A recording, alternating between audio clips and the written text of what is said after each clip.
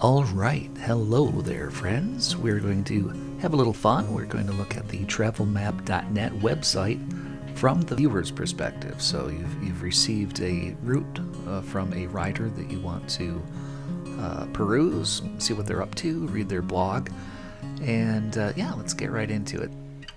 So we're at the Travelmap.net website here. And we see a static page. This is where you might create your own account or explore to find published trips, or see the demo as it's shown there. However, I assume you have a link to a specific trip, so instead of exploring for one, let's navigate to a known trip. And for that, let's take a look at Chiho's 2022 Raleigh to Alaska trip, which is a very cool trip. So we see here on the left side of the screen the map, and over on the right side we see the blog entries. Along the route we see little dots, and those are the waypoints at which Chiho has made blog entries. So each one of these little waypoints corresponds to a blog entry on the right hand side. And we see the color white here for this because it is a highlighted waypoint. And so over here we see a white circle indicating the Roanoke entry here. We see two blog entries for this waypoint, 2 different days. Okay, so it can be assumed he stayed there 2 days. We can look at that blog entry, and we will in a moment. How to highlight these is just simply go and hover over them. I have not clicked anything since the beginning of this video. But before we read any of those blog entries, we'll just talk a little bit more about navigating the map. With my mouse's scroll wheel, I can zoom in. Let's stick with this Roanoke waypoint for a moment. And as we zoom in, more detail becomes viewable. We see here he's by the airport. Can zoom in farther, see street names. We see a little item there, whatever that is, a bus terminal or something, I can't tell.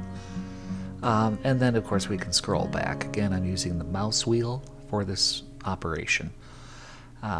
If you do not have a mouse wheel, then you will have to use whatever mouse wheel equivalent is appropriate for your operating system, for your desktop. So whether it's Linux or Windows or Mac, there may be an equivalent. If there is, and if you know what it is for your particular system, please leave it in the comments below. That would be very helpful. Using a pinching maneuver on your touchpad is probably, and I'm not sure because I don't have a touchpad on this computer, but it's probably more like the old-fashioned holding down the control. Talking about a Windows PC here, holding down the control key and pressing the plus key, which I'll do now, which is really just a zoom, and it is not exposing any more information than way out here.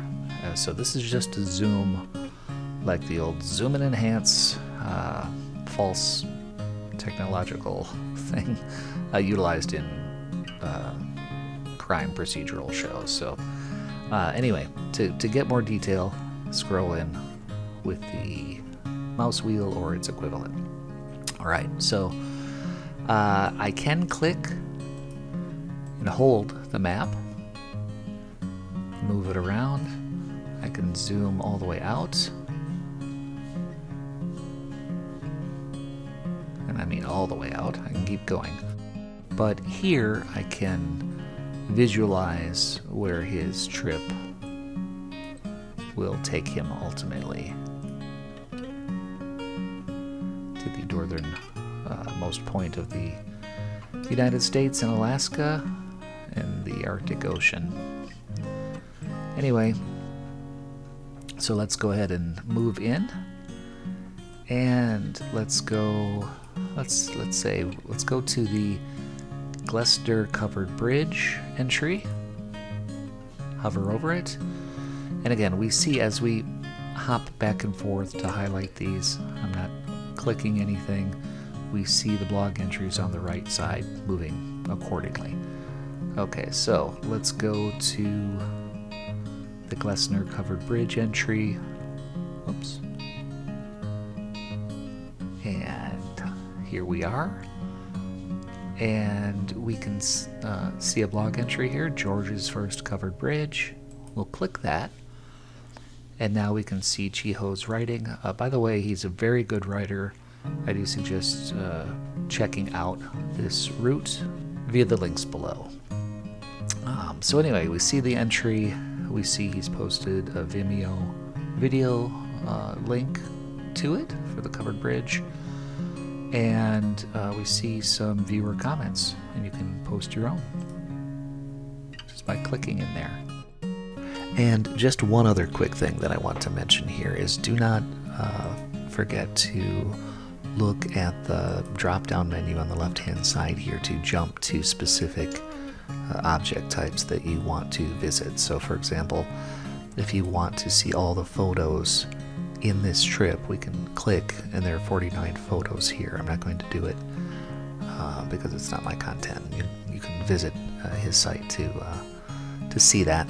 And you can also just quickly jump to the posts themselves and to any videos. As we saw before, at the time of this recording, there's one video. So don't forget that, as it's very useful. That is really all there is to it as a viewer. If you have any questions, please let me know, and safe riding and/or viewing.